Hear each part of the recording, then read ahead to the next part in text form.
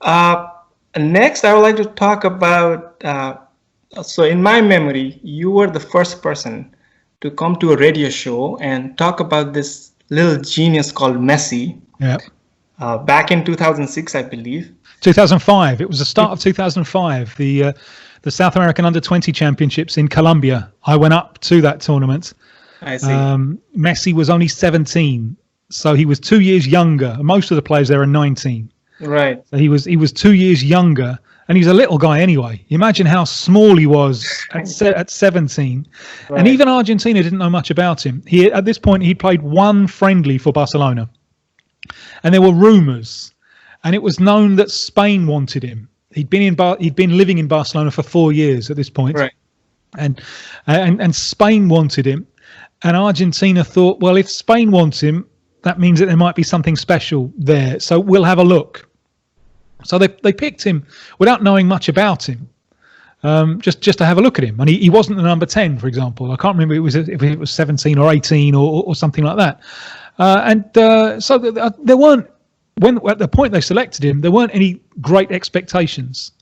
But very soon, during the course of that tournament, it became aware that we were dealing with something very, very special. It's a hard tournament. There are 9 games played in 3 weeks. So physically, it really is a drain. And, as I said, he's 2 years younger than everyone else. So he didn't start all of the games. He was on the bench for some of them, and he'd come on when the pace had dropped a little bit. But it was clear that we were dealing with an extraordinary range of talents.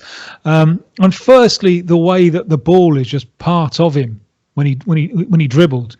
He doesn't have to look at it. He can have his head up. He can survey the options around him. So he could do that with a change of rhythm and a change of pace. So he would suddenly kick away from a challenge and get himself into space. And once he'd done that, and some people have that ability as a natural dribbler, but that's all they do. But once he'd done that, you could see that he was looking around and picking his options, and with remarkable maturity. Now, I had no idea that he was going to develop into what he developed. Right. But because you never know, there are lots of things that could happen on the way, injuries and the mental state of the individual or whatever. But it was very, very clear that we were watching something very special, and that really it's the highlight of what I do with South American football these days, because it isn't like an export industry, South American football, and doing this gives me the chance to see first the kind of people who are going to be global stars in a few years' time. And Messi is undoubtedly, seeing Messi at the start of 2005 is undoubtedly the highlight. Wow. And do you think there are other talents that are coming down the pipeline from Argentina or?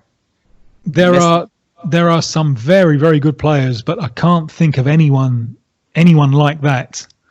That's so special. I can't think of anyone who quite gets me out of my seat the way that the 17-year-old Messi did.